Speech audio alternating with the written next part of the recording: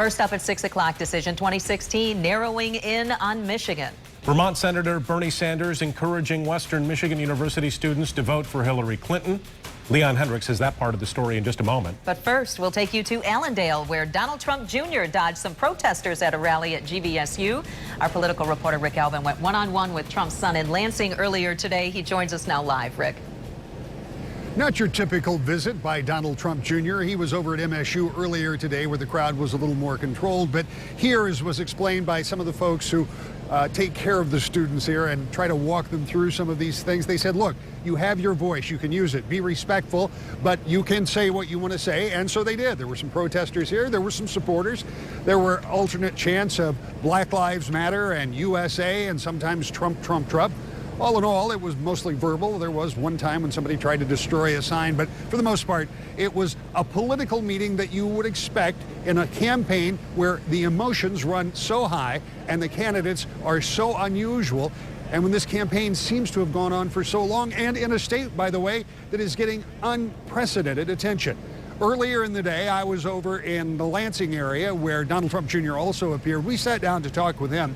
You'll hear more of that interview on To The Point later, but I asked him about Michigan, why it's so important.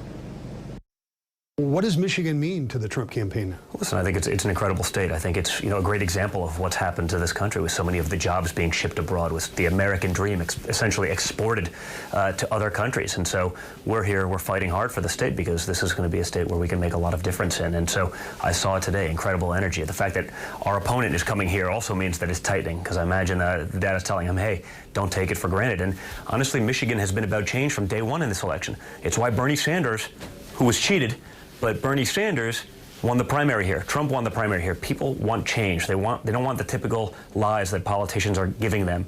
They want to see real change, and my father's going to do that.